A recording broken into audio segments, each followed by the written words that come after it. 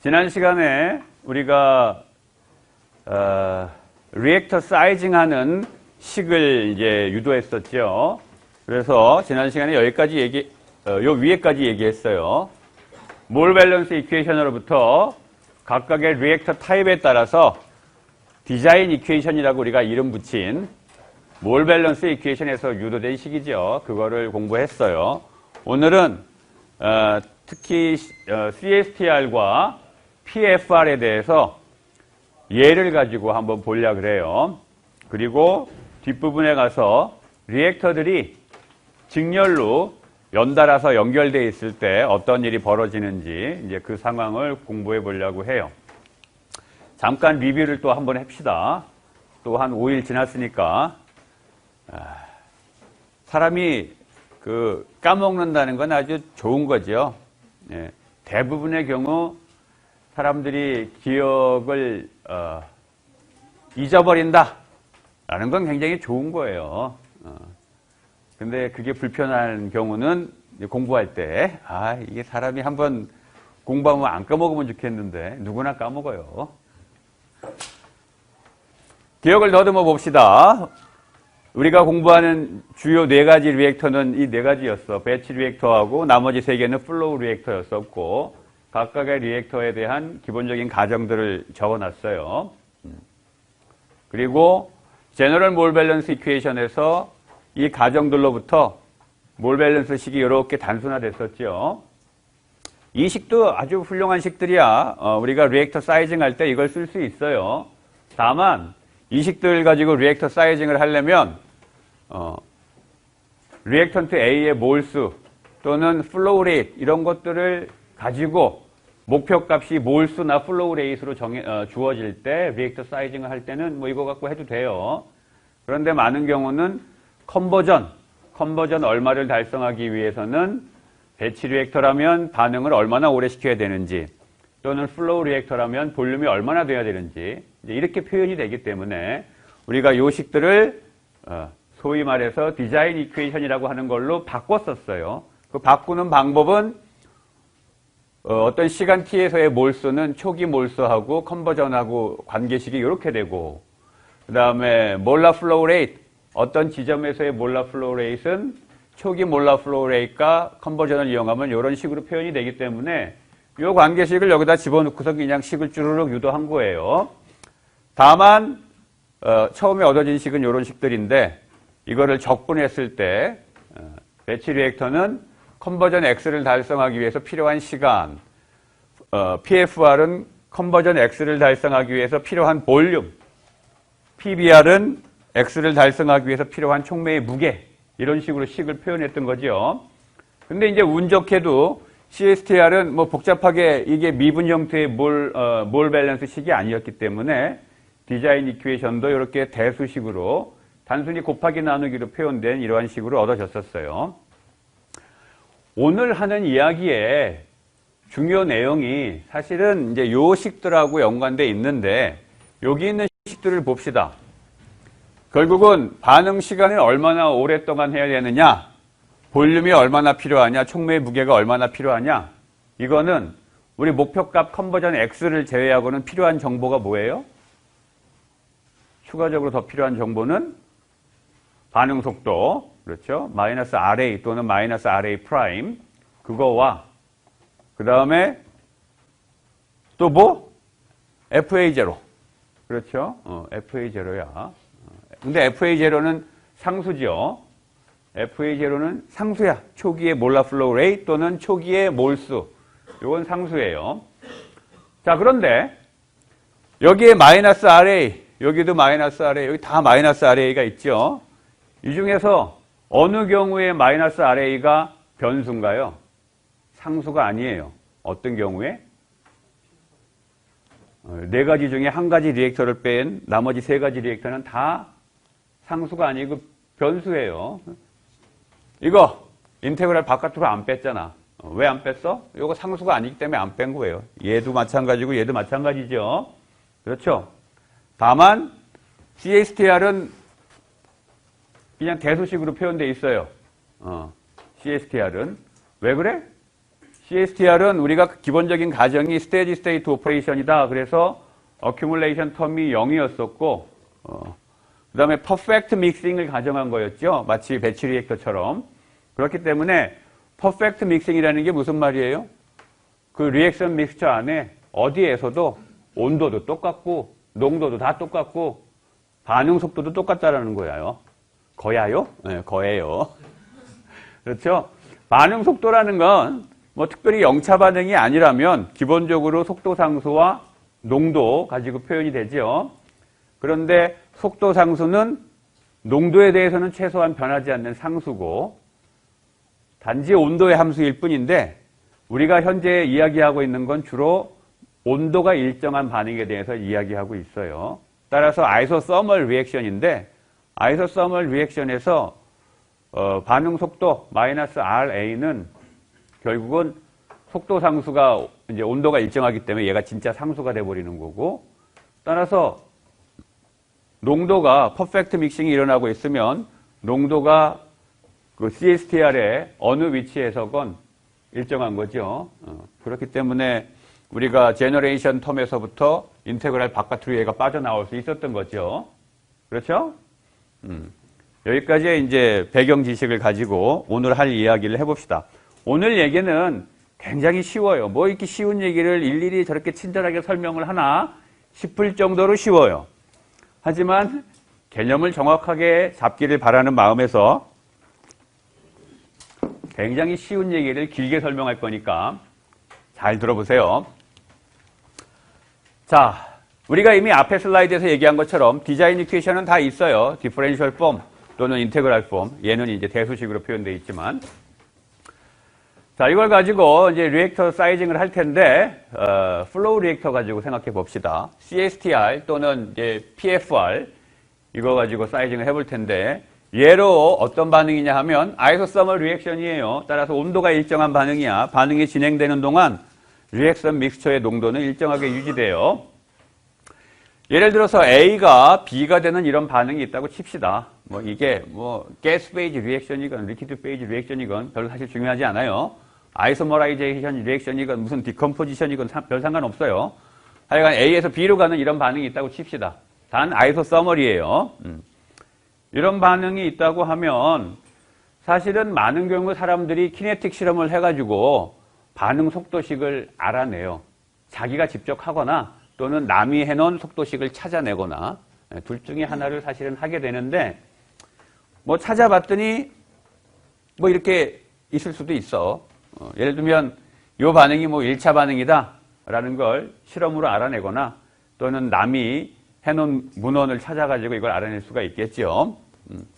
그러면 지난 시간에 얘기했던 것처럼 몰라 플로우 레이트 F는 농도에다가 볼유메트릭 플로우 레이트 곱한 거기 때문에 만약에 볼유메트릭 플로우 레이트이 일정하다면 여기 C가 CA0 1-X 이렇게 표현된다고 했었죠. 마치 NA나 FA가 NA0, FA0 곱하기 1-X 이렇게 표현되는 것처럼 지난 시간에 얘기했던 거예요.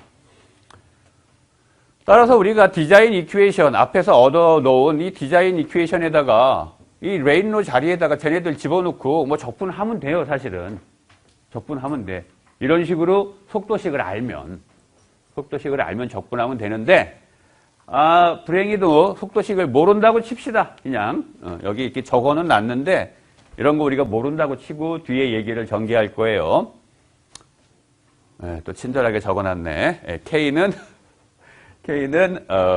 반응 속도 상수죠. 레이트 콘스탄트. 얘는 다른 말로 스페시픽 레이트 로라고도 불려요. 스페시픽 레이트 로라고도 불려. 농도에 무관한 그 일종의 반응 속도, 농도에 무관한 반응 속도 개념이기 때문에 스페시픽 레이트 로라고도 불리우는데 어찌됐건 속도 상수고 얘는 온도의 함수예요. 그런데 이걸 지금 우리가 모르는 상황이다라고 칩시다. 그런데 어떤 게으른 엔지니어가 모르면 지가 실험해가지고 이제 속도식이 뭔지 알아내야 되는데 실험을 하다 말아가지고 여기까지만 실험을 했다고 칩시다. 어떤 그 앞에 예를 들은 그 반응을 시켜가지고 컨버전이 0일 때, 그러니까 반응 초기지요. 반응 초기의 속도상 속도, 반응 속도 값을 실험적으로 구했어요. 10% 달성됐을 때도 구하고, 뭐 20%에서 80% 달성됐을 때까지 반응 속도를 구했다고 칩시다. 실험적으로. 원래 rate law를 알려면 어떻게 해야 돼요? 이렇게 단순히 실험을 하는 게 아니고 농도를 바꿨을 때 어떻게 되는지 그거를 알아야 되죠. 그래야 우리가 rate law를 알아낼 수 있는데 거기까지 완벽하게 다 실험을 하지 않고 여기까지만 실험을 했다고 칩시다.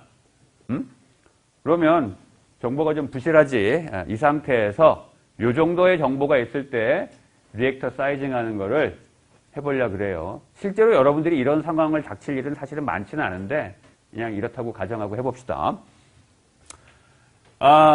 뭐 500켈빈에서 반응을 시켰고 830kPa 이런 압력이에요. 뭐 이 수치는 사실 별로 중요한 게 아니에요, 오늘. CSTR에 대한 디자인 이퀘이션은 요거고 PFR은 필요한 볼륨이 이렇게 되겠죠. 컨버전 X를 달성하려고 할 때. 요 식을 좀 바꿔보려고 그래요. 마이너스 RA의 리액턴트 관점에서의 반응 속도죠. 그거의 역수 형태로 바꿔보려고 그래요. 왜 바꾸려고 하냐 하면 이 디자인 이퀘이션들을 보니까 결국은 요 필요한 볼륨, CSTR에서의 볼륨, PFR에서의 볼륨은 뭐하고 직접 연관되어 있어요? FA0는 상수고 마이너스 RA분의 1과 직접 연관되어 있잖아. 그렇죠? 마이너스 RA분의 1이 크면 클수록 볼륨이 더 많이 요구되는 그런 상황이죠. 다른 말로 얘기하면 뭐야? 반응 속도가 느릴수록 더 많은 볼륨이 요구되는 상황이에요. 그렇죠? 오케이? 네. 마이너스 RA 값이 작으면 작을수록 V가 커지잖아, 지금. 얘도 마찬가지고. 네. 반응 속도가 느릴수록 컨버전 X를 달성하기 위해서 필요한 볼륨이 커져요. 플로우 리액터에서는. 일반적인 경향이에요. 그렇기 때문에 마이너스 RA에 대해서, RA분의 1에 대해서 저 식을 다시 정리하면 이렇게 되겠죠. 그냥 단순히 역수치해서 숫자 쓴 거예요. 여기 단위 이렇게 적은 거고. 그냥 역수치한 거야. 이거를 그림으로 그린 거예요.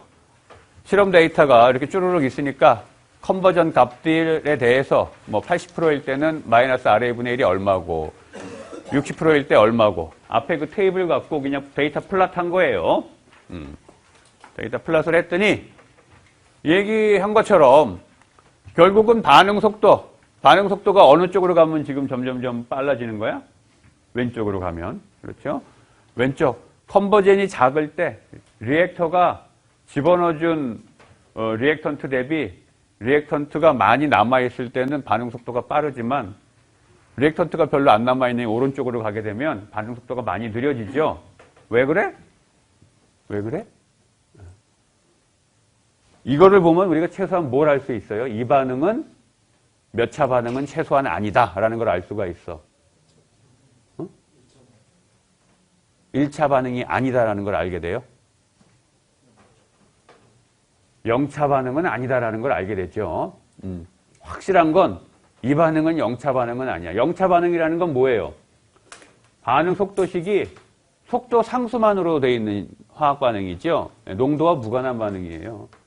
근데 이 반응은 어때? 컨버전 값하고 이 마이너스 RA분의 1하고 보면 마이너스 RA분의 1이 상수가 아니잖아. 일정하지 않죠. 계속 바뀌죠. 컨버전에 따라서. 그래서 이건 뭐 0차 반응은 아니겠구나라는 걸 우리가 알 수 있어요. 어찌됐건 만약에 우리가 앞에서 얘기한 요걸 알았다면 뭐 이거 집어넣어가지고 접근하고 하면 되는데 왼쪽으로 갈 때 반응 속도가 빨라지는 이유는 바로 이것 때문에 그렇죠. 여기에 CA가 반응 속도에 영향을 미치는데 이 CA가 뭐야? 남아있는 A의 몰수죠? 남아있는 A의 몰수는 컨버전 값이 작을 때 커요. 컨버전이 커지면 80% 컨버전이 달성됐다 그러면 리액턴트가 별로 안 남아있는 게 돼버리니까 CA가 별로 없어요. 따라서 반응 속도가 작아지게 되겠죠. 그런 이유 때문에 왼쪽으로 가면 이 속도의 역수가 작아지고 오른쪽으로 가면 이제 커지게 되죠. 자, 그런데 그래서 뭐 굳이 이 그림을 컨버전에 대해서 그리겠다 그러면 이식 갖고 그리면 돼요. 이식 갖고 그리면 되는데 문제는 우리가 이거 모른다라고 지금 가정하고 얘기하고 있는 거예요. 요거 게을러서 이 반응이 몇 차 반응인지 우리가 지금 모른다라고 가정하고. 자, 그럼 이제 우리가 실험적으로 얻은 저 데이터들만 가지고 리액터 사이징을 해보려고 그래요. CSTR, PFR에 대해서 할 건데 기본적으로 요 상수값은 알아야 되겠죠. FA0. 그래서 그냥 요거라고 칩시다. 초기에 몰라 플로우 레이트 집어넣어주는 엔터링 몰라 플로우 레이트이 0.4 몰/s다. 이거를 알아요. 그러면 앞에서 우리가 마이너스 RA의 역수값을 테이블에다 구해놨죠. 거기에다가 FA0 값만 곱하면 요 값을 또 테이블로 얻을 수 있겠지. 예. 그게 이거예요. 앞에서 요 줄에 있는 거 위에 줄에 거 역수 취해갖고 이거 얻었잖아. 그렇죠? 여기에다가 엔터링 몰라 플로우 레이트를 곱하면 그게 바로 마이너스 RA분의 FA0겠죠. 그렇죠? 마이너스 RA분의 FA0 값을 단순히 그냥 곱하기 해서 얻은 거예요. 여기 있는 숫자에다가 곱하기 0.4 해서 단위 맞춰갖고 그냥 쓴 거에 불과해. 뭐 초등학생들도 아니고 뭔 곱하기를 이렇게 길게 설명을 하냐? 이거 왜 했을 것 같아요? 바로 마이너스 RA분의 FA0 그게 바로 리액터 사이즈를 결정하게 돼요. 여기에. 이건 우리의 목표값이야. 이 목표를 달성하기 위해서 필요한 볼륨 뭐가 결정해요? 마이너스 RA분의 FA0가 결정해. 여기도 마찬가지예요. 요 X는 우리의 목표값이에요. 여기 X. 적분 한계값. 마이너스 RA분의 FA0. 요 값이 얼마냐가 바로 필요한 볼륨을 결정하게 돼요. 리액터의 볼륨. 그렇죠? 자, 여기까지 혹시 질문?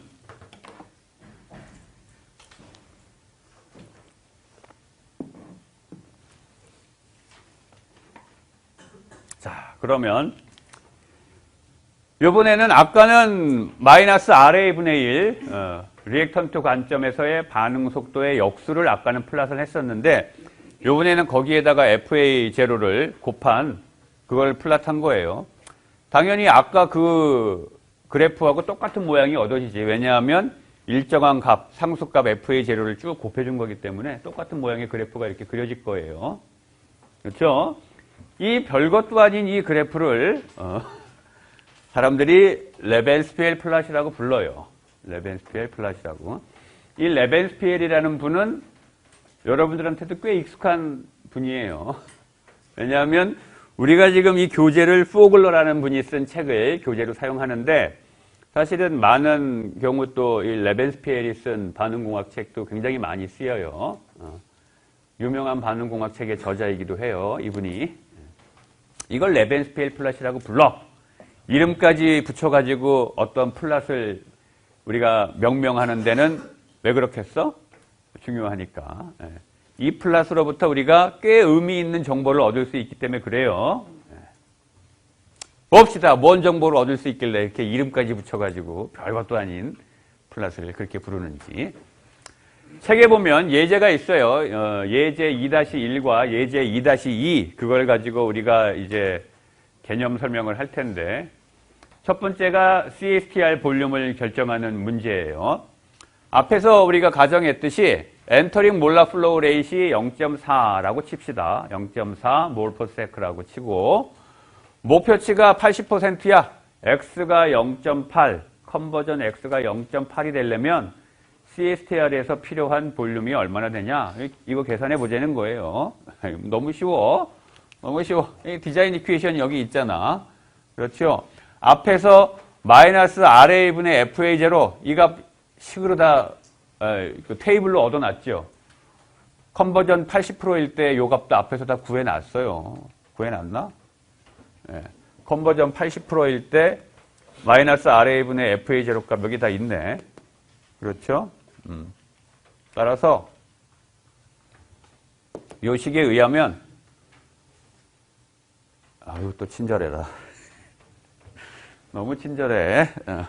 80% 달성할 때 필요한 마이너스 RA분의 1 아까 이 테이블로 해놨죠. 그 값이 대충 20 정도 나와요. 그래서 여기에다가 FA0 곱하고 컨버전 0.8 곱하면 되겠죠. 컨버전 0.8, 요 x는 0.8이고 마이너스 ra분의 1이 이 데이터에 의하면 20이고 그 앞에 FA0 곱해야 되죠. 그래서 0.4 곱한 거예요. 계산하니까 6.4 세제곱미터. 어휴, CSTR 볼륨이 엄청 크네. 리터로 따지면 6,400리터. 그렇죠.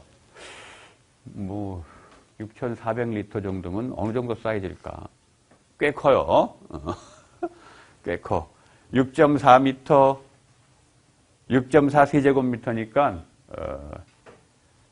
2m씩은 안 되고 한 1몇 미터, 가로 세로 높이가 한 1몇 미터 정도 되는 그 정도 볼륨이죠. 그러니까 꽤 큰 볼륨이에요. 자, 두 번째 질문이 뭐냐 하면 방금 컨버전 80%를 달성하는 데 필요한 리액터의 볼륨, CSTR의 볼륨을 우리가 계산했는데 이거를 레벤스필 플랫에다가 그림으로 표현해 보라는 거예요. 도대체 이 레벤스필 플랫과 리액터의 볼륨 간에 어떤 관계가 있는지 보기 위해서 레벤스필 플러스 우리가 이거로부터 아까 목표치가 0.8이니까 마이너스 RA분의 1 곱하기 FA0 곱하기 0.8 해서 구했죠. 그거는 바로 뭘 의미하냐 하면 이 레벤스필 플랫 실험 데이터로부터 우리가 그린 거죠. 이 레벤스필 플랫에서 0.8 곱하기 뭐 한 거예요? 0.8 곱하기 마이너스 RA분의 FA0 한 거지. 따라서 0.8일 때 마이너스 RA분의 FA0 값, 이 높이, 0부터 여기까지의 높이, 곱하기 0부터 0.8까지의 길이. 그죠? 그냥 이거하고 이거 곱한 뭐예요? 사각형의 면적이잖아. 그렇죠? 사각형의 면적이에요. 80% 달성하기 위해서 필요한 CSTR의 볼륨은 레벤스필 플랫에서 80%인 지점에서 만나는 요 점, 이 가리키는 요 높이, 이 길이와 이 높이와 요 길이 곱한 이 면적이야. 단순히 이 면적이에요, 그냥. 이 면적. 이게 레벤스필 플랫이라는 우리가 이름을 붙여서 얘기하는 이유예요. 결국은 마이너스 RA분의 FA0로 마이너스 RA분의 FA0를 컨버전에 따라서 그림을 그리면 CSTR의 볼륨은 여기에서 그려지는 정사각형의 사각형의 면적이에요. 사각형의 면적. 그게 바로 CSTR의 볼륨이다 라는 거예요. 뭐 아주 간단한 얘기죠. 수학적으로 이해하는데도 어려움이 없어요. 왜냐하면 CSTR의 볼륨은 단순히 대수식이었어. 곱하기 나누기로만 구성되어 있는 식이었기 때문에 이 결과도 그냥 단순히 사각형의 면적에 불과해요. 이번에는 똑같은 컨버전을 달성하려고 하는데 똑같은 컨버전 80%를 달성하려고 하는데 반응기를 CSTR을 쓴 게 아니고 PFR 플러그 플로우 리액터를 썼다고 합시다. 그러면 도대체 면적은 어떻게 되는지. 이때는 사이징하는 식이 이렇게 되죠. 0부터 0.8까지 적분을 해야 돼. 0부터 0.8까지. 그래서 눈치 빠른 학생들은 벌써 딱 감 잡았을 거야. 어허. 그러면 얘는 레벤스필 플랫에서 커브, 여러분들 관점에서 커브가 이렇게 그려지겠지. 0부터 0.8까지 이 커브 밑에 있는 면적이 되겠구나. 그래서 눈치챘죠? 실제가 그래요. 얘는 그냥 이거 적분하면 돼요. 0부터 0.8까지 FA0는 0.4. 이거 상수로 지금 정해져 있고. 마이너스 RA분의 1 값은 앞에서 우리가 다 구해놨잖아. 그렇죠? 플러스를 해놨죠. 그래서 이거 그냥 적분하면 돼. 그래서 여기 테이블을 다시 그냥 적어 놓은 거예요. 앞에서 다 구해 놓은 거. 이거 적분하면 돼요. 근데 이런 거 적분할 때 우리가 익숙한 거는 마이너스 RA를 이걸 그냥 수식으로 넣고 하면 제일 속편한데 그리고 수식을 적분하면 쉽잖아. 그렇죠? 근데 이 게으른 엔지니어가 키네틱 실험을 제대로 안 해서 이게 몇 차 반응인지 몰라요. 몇 차 반응인지 모르고 그냥 마이너스 RA 값만 컨버전에 따라서 데이터가 주어져 있었어. 그래서 우리가 그거로부터 마이너스 RA분의 1을 구하고 다시 거기에다가 FA0를 곱해서 마이너스 RA분의 FA0 값만 컨버전에 따라서 쭉 알아요, 지금. 이게 다야, 우리가 알고 있는. 이거 가지고 지금 적분을 해야 되는 거야. 이거 가지고. 답답하지요? 답답해요. 이럴 때 쓸 수 있는 방법이 뭐예요? 근사해서 해야지. 어프락시메이션 해야죠. 예를 들면 뭐 이런 그래프가 있다고 칩시다. 뭐 이런 그래프가 있어요. 그런데 뭐 여기서부터 여기까지 우리가 이 면적을 적분하고 싶어. 그럴 때 이 선이 나타내는 함수가 뭔지 알면 그냥 적분하면 되죠. 근데 문제는 우리가 이 함수를 모른다는 거죠. 아는 값은 뭐야? 요 값을 알아요. x가 여기일 때 요 fx 값을 알아. 또 x가 x2일 때 요 fx 값도 알아요. 요 두 값을 알고 요 값하고 요 값도 알아. x1과 x2도 알고 fx1, fx2를 알아요. 그리고 이 함수는 몰라. 그럴 때 이 면적 적분을 어떻게 대충 해요? 그냥 이렇게 어프록시메이션 하죠. 원래는 요 커브 밑에를 적분해야 되는데 모르니까, 함수를 모르니까 어때? 그냥 이거 통째로 다 그냥 이 면적이나 요 함수 밑에 면적이나 뭐 그놈이 그놈이다. 큰 차이 안 난다. 이렇게 하는 거잖아. 대충 할 때. 바로 그거 하려고 그래요. 대충. 데이터 포인트가 지금 꽤 있잖아요. 뭐 7개나 있네. 그래서 이 7개 가지고 대충 적분하려고 그래요. 어디까지? 80%까지 적분하려고 해. 이럴 때 근사해서 어프록시메이션 해가지고 적분하는 방법이 여러분 책에 뒤에 아펜딕스에 나와 있어요. 어디 있더라?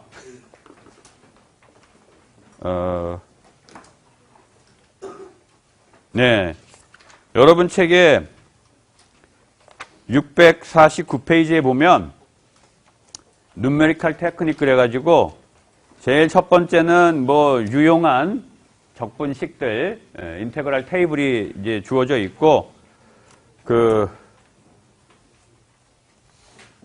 근사해가지고 적분을 하는 방법이 여러분 책에 652페이지에 보면 나와요. 여기에 여러 가지 뭐 데이터 포인트가 뭐 3개일 때, 뭐 4개일 때, 5개일 때 데이터 포인트 개수가 몇 개냐에 따라서 사용하는 근사 방법이 이렇게 나와.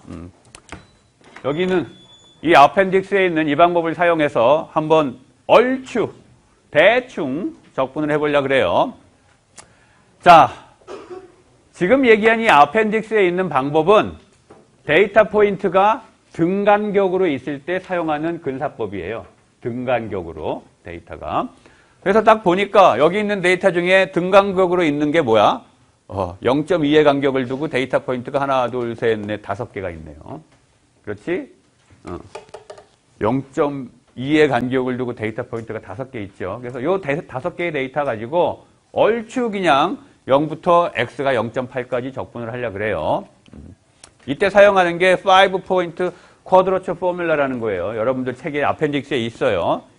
이 식에 의하면 적분을 fx라는 함수를 몰라요, 지금. 그럼에도 불구하고 x0부터 x4까지 적분을 하려고 할 때 데이터 포인트가 5개가 있다. 그러면 x0일 때 fx 값, x1일 때 fx 값, f2일 때 fx 값 해갖고 각각의 fx 값은 알아요, 지금 우리가. 각각의 데이터 포인트에서의 fx 값은 알아. 그럴 때 데이터 포인트가 5개면 첫 번째 데이터 포인트 앞에 개수는 1이고 두 번째는 4, 2, 4, 1. 개수가 1, 4, 2, 4, 1 이렇게 된다는 거예요. 개수가 1, 4, 2, 4, 1이고 제일 앞에 공통으로 들어가는 팩터가 3분의 h인데 여기서 h는 뭐냐 하면 등간격. 각각의 x값이 얼마의 간격으로 있는지 그거예요. 예를 들면 지금 x0부터 x4까지 5개의 데이터 포인트가 있으니까 x4에서 x0 빼서 나누기 4 하면 그 간격이 얼마인지가 나오겠죠. 그 등간격 값 그거예요. 여기서 보면 3분의 결국은 이게 델타 x에 해당되는 거죠. 3분의 델타 x에다가 개수값이 1, 4, 2, 4, 1이야. 요 식을 가지고 하면 돼. 그래서 식이 이렇게 되지. 여기에 원래 3분의 h인데 요 h 자리가 델타 x고 0.2지요 지금. 0.2의 간격으로 데이터 포인트가 있으니까. 그리고 개수값이 1, 4, 2, 4, 1. 그렇죠? 개수값 이렇게 되고. 그리고 그때의 fx 값, fx 첫 번째 데이터는 요거지. 마이너스 RA분의 fx 제로인데 x 이퀄 0일 때, 그 다음에 x 이퀄 0.2일 때, 0.4일 때, 0.6, 0.8일 때, 요 5개 데이터 포인트 우리가 알잖아. 그래서 이거 갖고 그냥 계산하면 돼요. 이게 근사로 해갖고 면적 계산하는 방법이에요. 계산하면 얼마가 나오냐면 2165리터. 아까는 얼마 나왔었지? 6,000 얼마 나왔니? 아까 CSTR은 얼마 나왔었죠? 6,400리터 나왔었죠? 지금은 얼마예요? 2,100. 오휴, 훅 줄었어. 한 3분의 1로 줄었네요.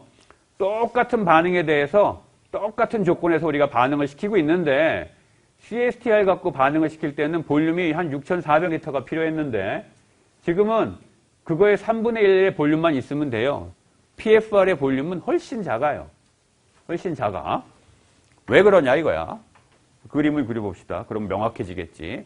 마찬가지로 레벨스 PL 플러스에다가 80% 달성하는 데 필요한 PFR의 볼륨을 그림을 그려보려고 하는 거예요. 네?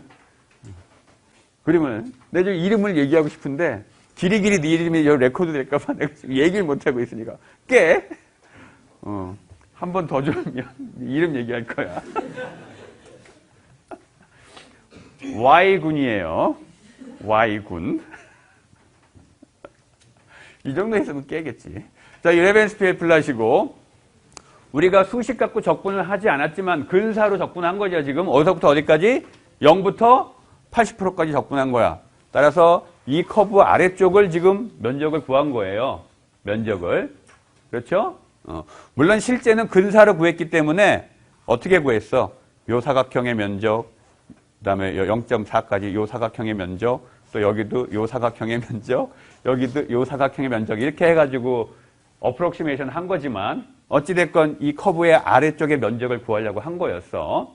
그렇죠?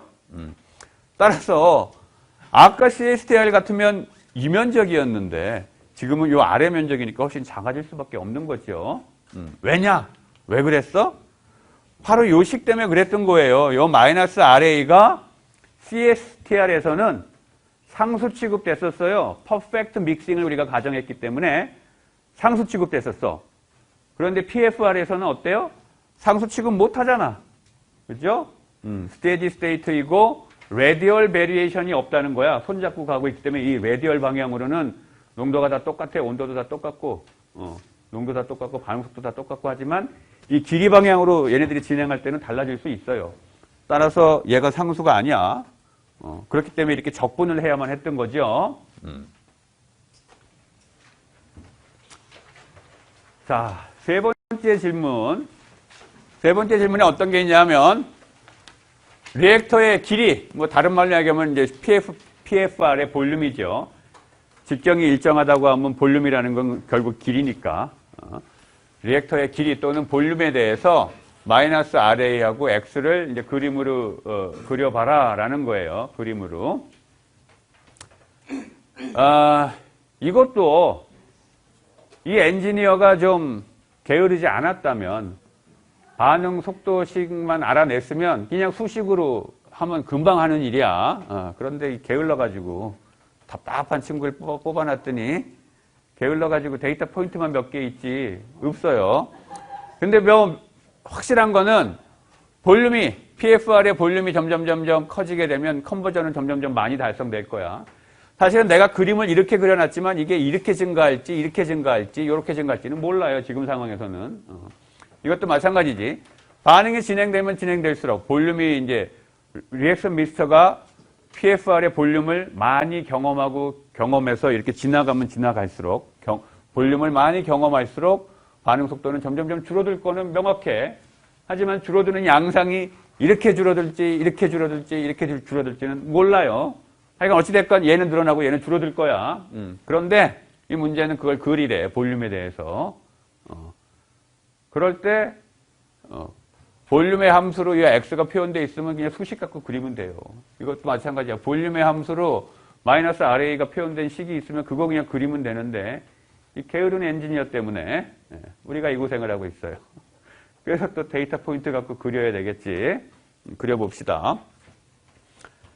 지금 데이터들을 보니까 글이라고 하는 건 뭐야? 요 컨버전 X를 플롯해라. 뭐에 대해서? 볼륨에 대해서. X를 플롯해라. 그 다음에 마이너스 RA. 요거를 플롯하려는 거죠. 얘하고 얘를 따로따로 플롯하려는 거야. 뭐에 대해서? 볼륨에 대해서. 근데 우리가 볼륨 값 알고 있는 건 뭐 알고 있어요? 컨버전 0일 때 볼륨 0이다. 요거 알고 있고. 그지? 컨버전 0일 때 볼륨 0이다. 그거 알고 있고. 그 다음에 컨버전 80%가 되기 위해서는 PFR에서 아까 뭐 한 2100리터 돼야 된다는 거. 요거 계산했으니까 요거 알고 있어요. 나머지는 지금 몰라요. 나머지는 몰라. 모르면 어떻게 해. 뭐 계산해야지 뭐. 그죠? 계산하려고 그래요. 그래서.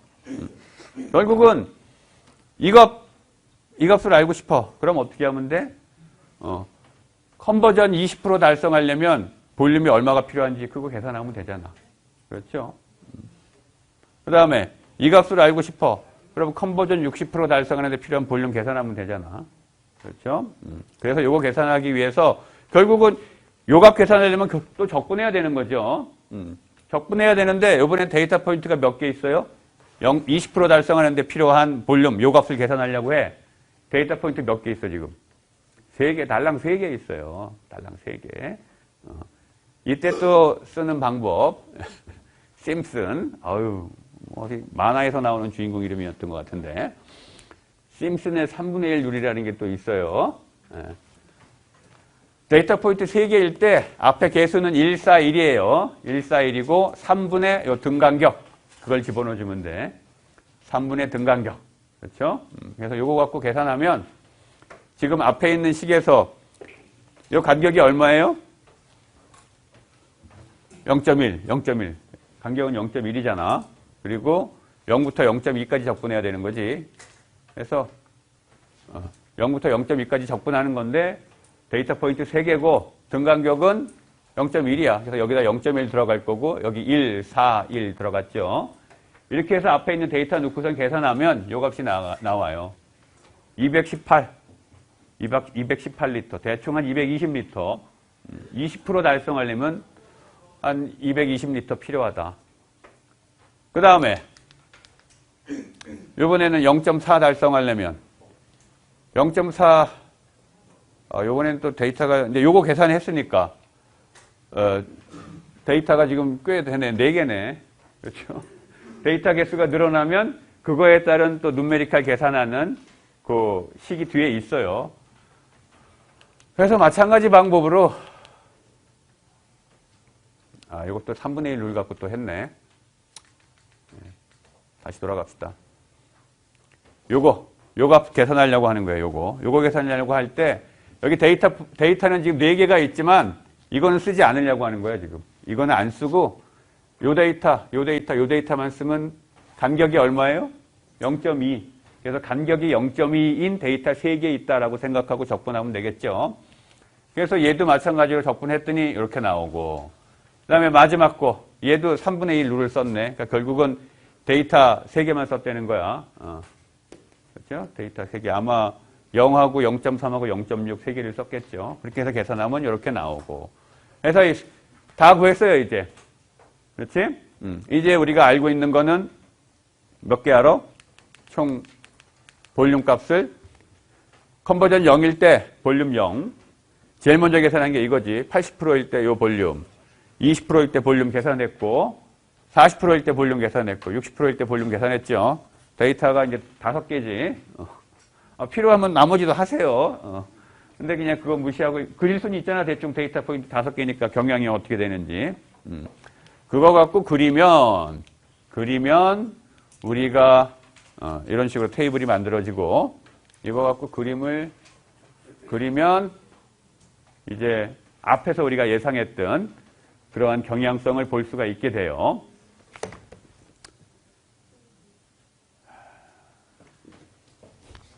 네. 여기까지 혹시 질문? 여기 전 슬라이드에서 네. 저기 x가 0.6일 때 델타 x가 0.2가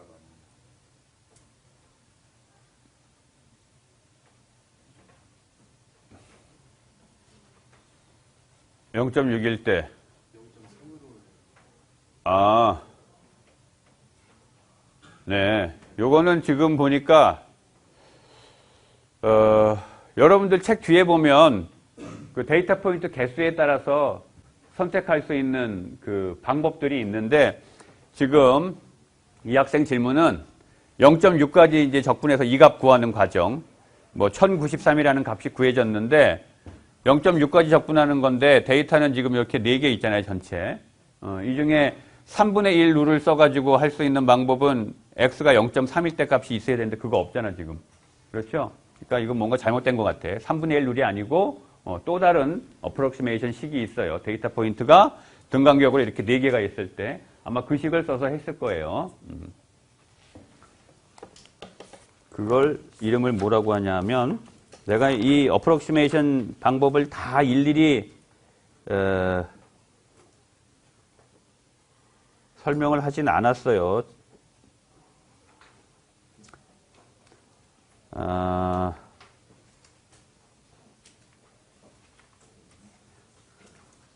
예. 8분의 3, 심슨의 8분의 3 룰이라는 게 있어요. 이거 데이터 포인트가 4개일 때 쓰는 룰인데 그거를 아마 썼을 거예요. 이게 지금 데이터 포인트가 4개였기 때문에. 어찌됐건 데이터에 따라서 여러분들이 상황에 따라서 그 누메리컬한 방법은 어프록시메이션이니까 찾으면 돼요.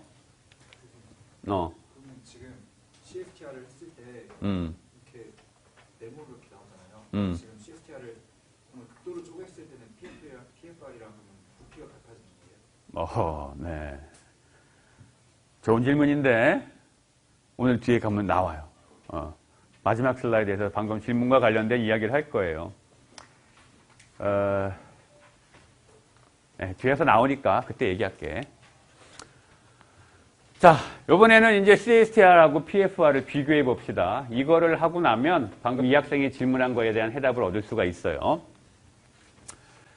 얘기했듯이 컨버전 80% 달성하는데 필요한 CSTR의 볼륨은 무지하게 크고 PFR의 볼륨은 굉장히 작아요. 그지? 굉장히 작아, PFR의 볼륨은. 그렇지? 굉장히 작아요. 뭐 다른 조건이 다 똑같다고 가정할 때 비교하면 이거야. CSTR의 볼륨은 이 사각형의 면적이었고 PFR의 볼륨은 요 녹색 선 아래 요 면적이에요. 요 아래 면적. 물론 우리가 접근할 때는 데이터 포인트가 몇 개 없어서 사각형 면적에 더하기 이 작은 사각형을 쭈르륵 더해가지고 면적을 근사해서 얻었지만 원칙은 요 커브 밑에 있는 면적이잖아. 그렇죠? 따라서 CSTR의 볼륨과 그 PFR의 볼륨의 차이 값은 얼마냐 하면 내가 녹색으로 표현해놓은 요 면적이 차이죠.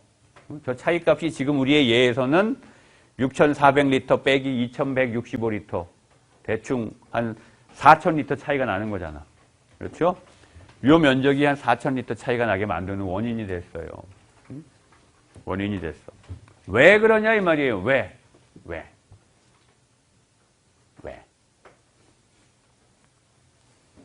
왜 그러냐 하면 그 다음 슬라이드에서 얘기하고 왜 그런지 다음 슬라이드에서 얘기하고 여러분들이 기억을 해야 되는 건 아이소서멀 리액션을 우리가 얘기하고 있죠. 지금 온도가 일정한 반응 따라서 속도 상수 K도 상수야. 진짜 상수 이제 그런 반응에서 그리고 이제 영차 반응은 아닌 영차보다는 차수가 높은 그런 반응일 때 CSTR의 볼륨은 항상 더 볼륨이 커요. PFR보다 더 커. 이 결론에서 보듯이 왜 그러냐 이거야. 왜 그러느냐? 이 식을 보면 감 잡을 수 있어요. 왜 그런지. 왜 그래요? CSTR은 적분식이 아니야. 단순히 마이너스 RA가 분모로 나와 있죠.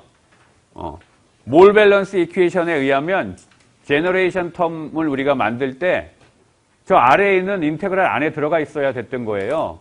그런데 CSTR에서는 퍼펙트 믹싱을 가정했기 때문에 그 안에서 농도가 다 똑같아. 그게 리액턴트건 프로덕트건 간에 리액턴트의 농도가 시간에 따라서 변하지도 않을 뿐더러 리액턴트의 농도는 CSTR 그 볼륨 안에 어느 위치에서도 다 똑같아요. 상수 취급한 거, 농도가 똑같기 때문에 아이소서멀 리액션이라고 한다면 속도 상수도 일정하고, 따라서 반응 속도 얘도 CSTR 전체 볼륨 안에서 다 일정할 거 아니야. 어느 위치건 상관없이. 그렇죠? 그래서 우리가 이 식은 이퀄 해놓고 가로 열고 여기다 exit 이렇게 썼었잖아. exit 포트를 어디에다 뚫어도 상관없다고. 그렇죠? 바로 얘는 일정해요. 마이너스 RA가. CSTR에서는 얘가 상수야. 하지만 PFR에서는 얘가 계속 변해요. 계속 변해. CSTR은 우리가 가정한 가정하에서 상수예요. 스테디 스테이트 오퍼레이션을 가정했고 퍼펙트 믹싱을 가정했어요. 정말로 CSTR에 그렇게 동작하고 있다면 그 CSTR 안에 들어있는 리액션 믹스처, 그 볼륨 어디에서도 반응 속도는 상수예요. 따라서 CSTR은 반응 속도가 일정한 상태에서 운전이 되고 있는 거예요, 지금. 아까 이 그림을, 이 데이터를 우리가 이제 게으른 엔지니어가 얻은 데이터 포인트로부터 마이너스 RA 분의 1을 플랫을 했었죠.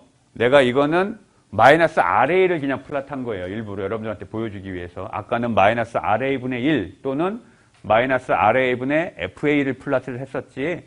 근데 로 데이터를 그냥 내가 플랫한 거예요. 컨버전에 따라서 마이너스 RA 값을 게으른 엔지니어가 이 5개 실험, 6개인가? 7개네. 제로는 실험 안 했으니까 6개 실험을 했네. 이렇게 얻은 거잖아. 자, 이 실험 데이터에 의하면 컨버전 값이 얼마냐에 따라서 그 컨버전에서의 그 마이너스 RA 값은 다 달라요. 지금 마이너스 RA가 변하고 있죠. 이 사람 실험에 의하면 그래요. 그런데 CSTR은 우리의 가정에 의하면 CSTR은 어떻게 동작해? 마이너스 RA가 일정해요. 일정해. 얼마인 값에서 일정하게 동작되고 있어요? 우리가 목표로 하는 컨버전 값, 예를 들면 80%다라고 하면 이 80%일 때의 반응 속도 값은 그냥 이 값이에요. 대충 읽으면 0.05인데 이 값으로 일정한 상태로 그냥 운정되고 있는 거예요. 어떤 가정하에서 스테디 스테이트고 퍼펙트 믹싱이 되고 있다면 CSTR 안에서 일어나는 반응 속도는 그냥 이 값으로 일정한 거야. 하지만 PFR은 어때요?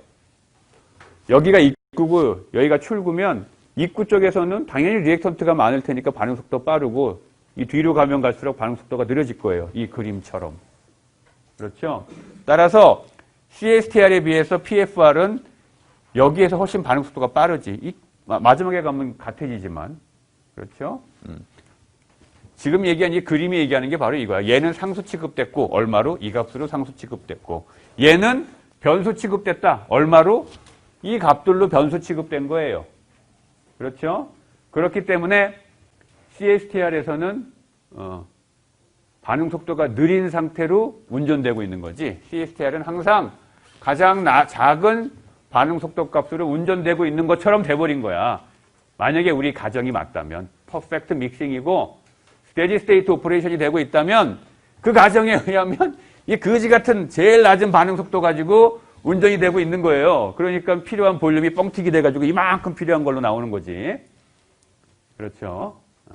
바로 그게 이유예요. 우리 가정 때문에 그래요. 퍼펙트 믹싱이고 스테디 스테이트라는 가정 때문에. 자, 여기까지 질문.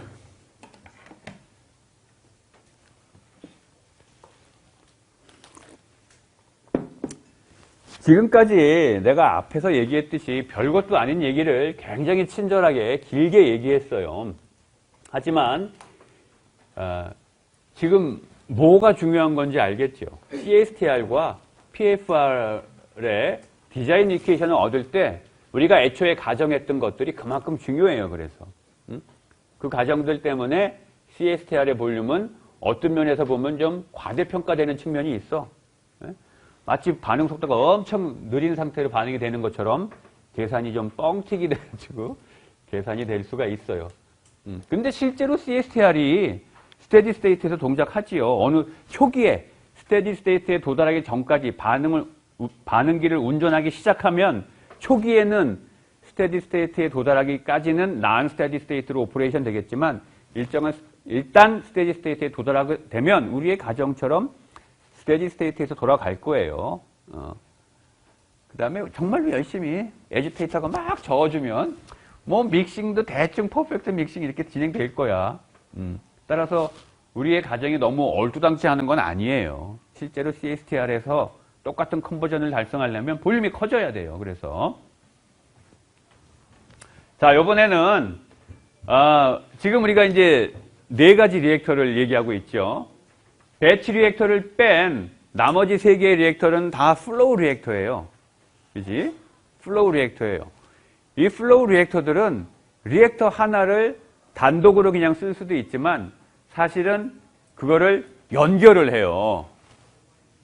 연결을 해서 직렬로 연결을 해서 운전하는 경우가 많아요. 그러면 어떤 일이 벌어지는지 봅시다.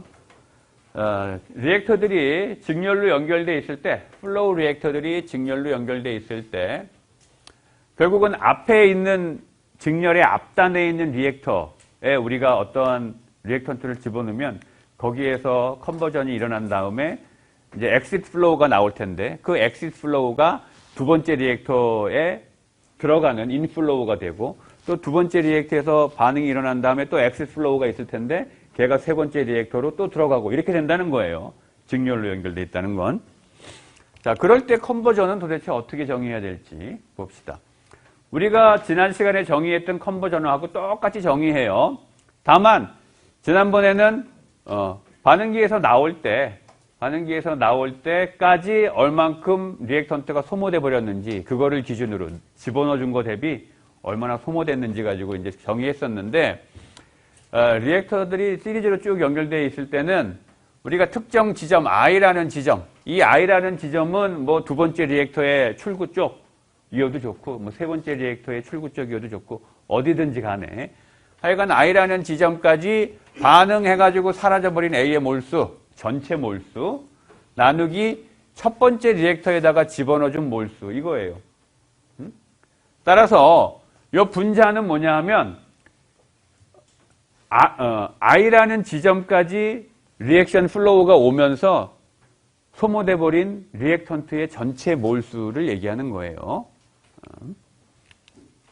따라서 한 가지 가정은 첫 번째 리액터에서 나온 엑시트 플로우가 뭐 반은 두 번째 리액터로 가고 반은 뭐 쓰레기장으로 가고 이런 일 없다라는 거야.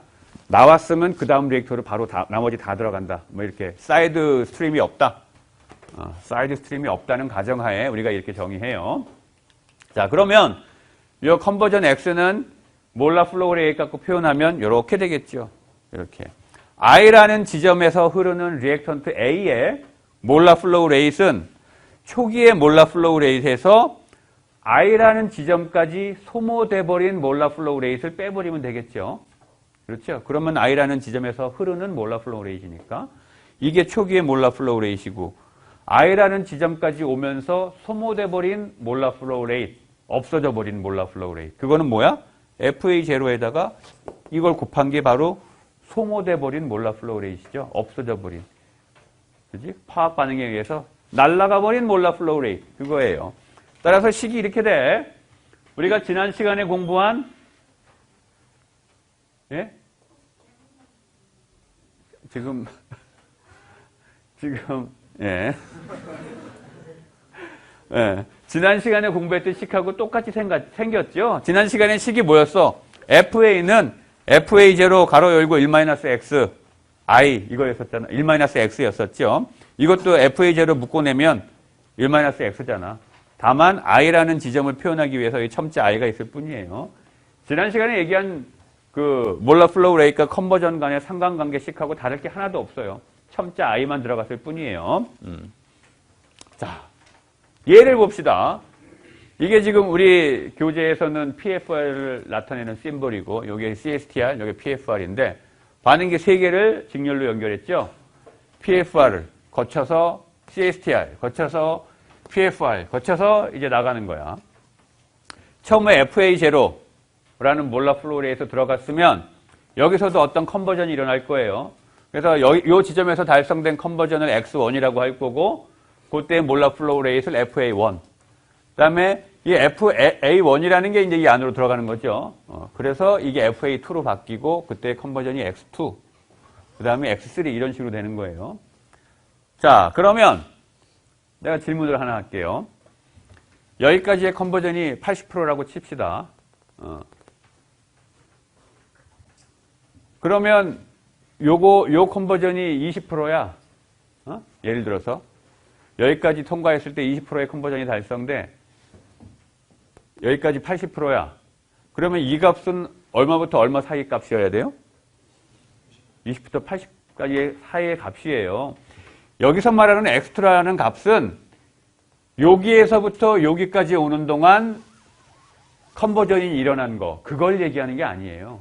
X2는 여기서부터 여기까지 오는 동안 일어난 컨버전이야. X1은 여기서부터 여기, X3는 여기서부터 여기까지 일어난 컨버전을 얘기하는 거죠. 그렇죠? 그걸 얘기하는 거예요. 여기 컨버전 밑에 첨자 붙어 있는 거에 의미를 혼동하면 안 돼. 컨버전이 X3다 그러면 FA0가 FA3까지 컨버전이 일어나는 동안 이게 얼마냐, 몇 프로가 달성된 거냐, 그걸 얘기하는 거예요. 자, 그래서 뭐 첫 번째 PFR의 컨버전을 X1이라고 하고 두 번째 X2라고 하면 이 X2는 토탈 컨버전이에요. 이거 두 개 합친. 여기에서 달성된 컨버전이 20%고 여기에서도 20%의 컨버전이 달성된다면 X2 값은 얼마예요? 그러면 40%. 네. 여기서 20, 여기서 20해서 이 X2는 40%가 되는 거예요. X3도 토탈이에요. 이거 합한 거. 그렇죠? 이게 25. 예를 들면 이게 25. 그러면 얘는 얼마야? 여기가 80이라면 30. 이렇게 되는 거죠. 이거 다 합친 거예요. 따라서 FA3는 FA0 가로 열고 1-X3 이렇게 되겠죠. 앞에서 얘기한 것처럼. 자, 이건 그냥 컨버전에 대한 정의예요. 시리즈로 연결되어 있을 때. 자, 그러면 또 다른 예로 CSTR이 직렬로 연결되어 있어요. CSTR이. 그러면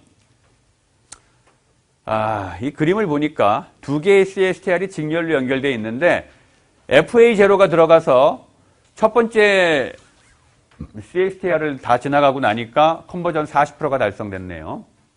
그 다음에 두 번째 리액터까지 지나가고 나니까 컨버전이 80%가 달성이 됐어. 그 이야기는 뭐예요?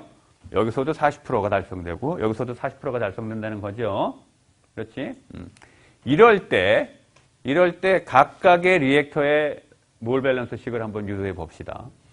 먼저 첫 번째, 이거 뭐 우리가 계속 했던 얘기지. 인플로우, 아웃플로우 레이트, 그다음에 제너레이션 레이트, 어큐뮬레이션 레이트. 스테디 스테이트니까 이거 0이고 첫 번째 리액터에서 몰 밸런스식은 따라서 FA0 인플로우 레이트. 아웃플로우 레이트는 요 FA1이죠. FA1. 그다음에 제너레이션 레이트 이렇게 되죠.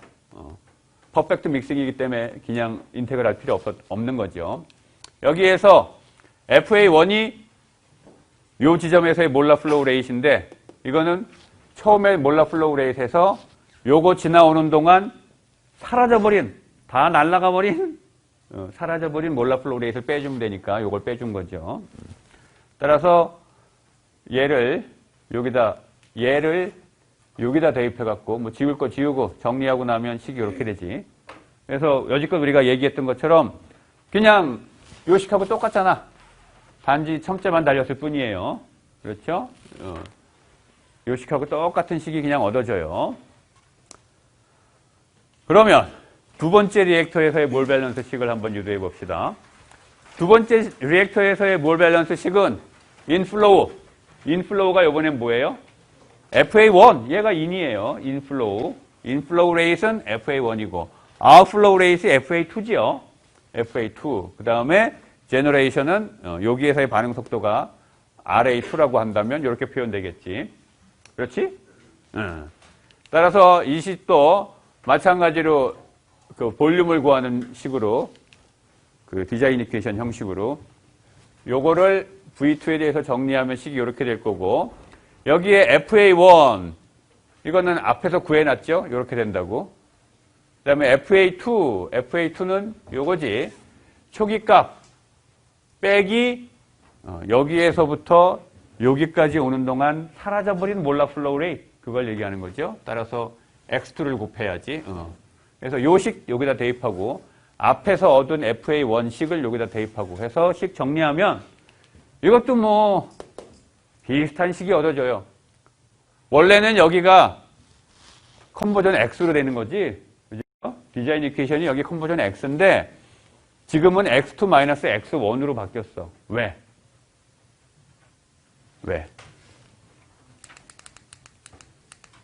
요식 이게 원래 CSTR의 디자인 이퀘이션이잖아. 그 CSTR 리액터에서 컨버전 X를 달성하려면 필요한 볼륨이 얼마냐? 그게 바로 이렇게 주어진다는 거잖아. 그렇죠? 따라서 우리가 지금 이 슬라이드에서 계산한 건 뭐예요? 두 번째 리액터에서 필요한 볼륨, 두 번째 리액터에서 컨버전을 얼마를 달성하려면 볼륨이 얼마가 필요하냐? 그거 지금 우리가 식 유도한 거잖아. 따라서 두 번째 리액터에서 달성되는 컨버전은 얼마예요? 토탈 컨버전 X2 빼기 X1. 그게 바로 여기서 달성되는 컨버전이죠. 그렇지? 여기까지가 80%가 달성되고 여기까지가 40%가 달성된다면 두 번째 리액터에서 달성되는 컨버전은 40%잖아.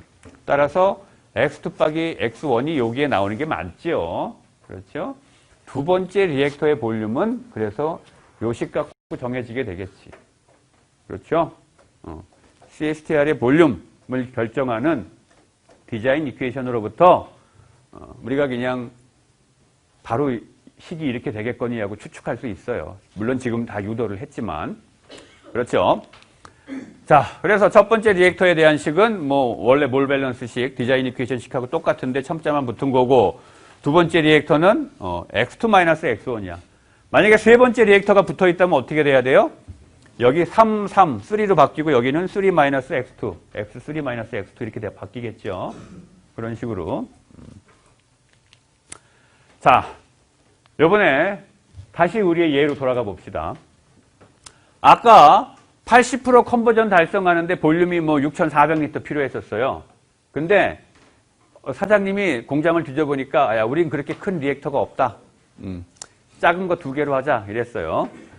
그래서 첫 번째 리액터 컨버전 40%, 두 번째 리액터도 컨버전 40% 해갖고 토탈 80% 달성하도록 하려 그래. 그러면 각각의 리액터 볼륨이 어떻게 되면 될지 그걸 계산해 보려 그래요. 아까하고 마찬가지 방법으로 그냥 이번에는 여러분들이 다 아니까 그냥 계산식만 넣을게요. 요 값은 테이블로 다 만들어서 아까 우리가 그렇죠? 목표치가 얼마야? 40%. 네, 40%. 어디 갔니? 40%일 때 요 FA0 나누기 마이너스 RA 값 여기 있죠? 이거 곱하면 820리터. 두 번째 리액터 여기서도 40% 달성해야 되죠? 토탈이 80%니까 X2에서도 여기서 40% 달성해야 돼. 따라서 계산해 보면 3,200. 이 두 개의 합은 토탈 얼마예요? 4,000. 네, 4,000. 4,000리터면 된다는 얘기야. CSTL 하나 갖고 80% 달성하려면 6,400리터가 필요했는데 CSTR 두 개 갖고 똑같은 80% 컨버전 달성하려면 큰 거 작은 거 합친 볼륨이 4,200리터면 된다는 얘기예요. 4,200리터. 이거를 그림으로 표현하면 똑같은 걸 하나의 리액터로 한다면 6,400리터고 그래서 항상 CSTR은 여러 개를 시리즈로 연결하면 볼륨이 줄어들어요. 아까 이제 여학생이 질문한 거하고 이제 점점 그 얘기로 가는데 그림으로 그리면 이거야. 어떠한 반응, 이거는 반응이 정해지면 이 데이터는 정해져 버리는 거죠. 그죠? 마이너스 RA분의 FA0 어떠한 반응이 정해지면 이 데이터는 정해져 있는 거고 지금 80% 컨버전을 달성한다. 리액터 하나 가지고. 그러면 볼륨이 이 면적이에요. 이 큰 면적. 근데 리액터가 두 개야. 그러면 근데 첫 번째 리액터에서 40%를 달성하려고 그래. 그렇다 그러면 요거 하나 이렇게 되면 돼. 근데 리액터가 두 개긴 두 개인데 첫 번째 리액터에서 60% 달성하려고 그래요. 첫 번째 리액터에서 60% 달성하고 두 번째 리액터에서 나머지 20% 달성하려고 그래. 그러면 어떻게 돼? 이렇게 되는 거겠죠. 요 면적. 요 면적 더하기 요 뒤에 있는 면적. 이렇게 되는 거고. 그렇죠. 이 전체 달성하려고 하는 컨버전을 어떻게 쪼개갈 거냐? 그거는 그 공장의 사정에 따라서. 만약에 공장에 굴러다니는 CSTR이 3개 있어. 3개. 그러면 첫 번째 20%, 두 번째 20%, 나머지 40% 이렇게 가도 되겠지? 첫 번째 20%, 두 번째 20%, 나머지 40%뭐 이렇게 가도 되고 사정에 따라서 하면 돼요. 자, 그런데 아까 조학생이 질문했던 것처럼 CSTL이 5개 있다고 칩시다, 이번에. 더 할까? 8개 있다고 할까? 8개. 8개 있으면 어떻게 돼? 첫 번째 거 뭐 10%, 두 번째 거 10%에서 다 10%씩 달성해 볼까요, 이번에 그러면? 그럼 어떻게 될까? 요 사각형, 그 다음에 요 사각형, 또 여기도 요 사각형, 여기도 요 사각형. 아이고, 지겨워. 아이고, 여기도 요 사각형, 여기도 요 사각형, 여기도 요 사각형, 여기 요 사각형. 그거 다 합한 거잖아. 그렇죠? 결국은 CSTR을 줄줄이 계속 시리즈로 연결하면 뭐하고 비슷해져요? 그 면적이. 토탈 면적이 뭐하고 비슷해져? PFR하고 비슷해져요. 그래서 여기 타이틀 해놓은 것처럼 PFR이라는 거는 어떻게 보면 CSTR이 시리즈로 아주 많이 연결되어 있는 거하고 같은 거예요. 이게 PFR이라고 한다면 이 PFR을 5개로 쪼개가지고 이렇게 무 자르듯이 썰어가지고 이렇게 연결하면 뭐야? 이게 CSTR이잖아. 그렇죠? 이게 뭐가 달라? 얘네들 레디얼 베리에이션 없이 이렇게 손잡고 간다며 그 상황이 요 각각의 요 깍두기 하나씩은 뭐야? 이 안에 퍼펙트 믹싱이 일어나고 있다라고 가정하는 거하고 똑같은 거잖아. 그렇죠? 그래서 PFR은 CSTR이 무수히 많은 CSTR이 직렬로 연결되어 있는 것과 같은 거예요.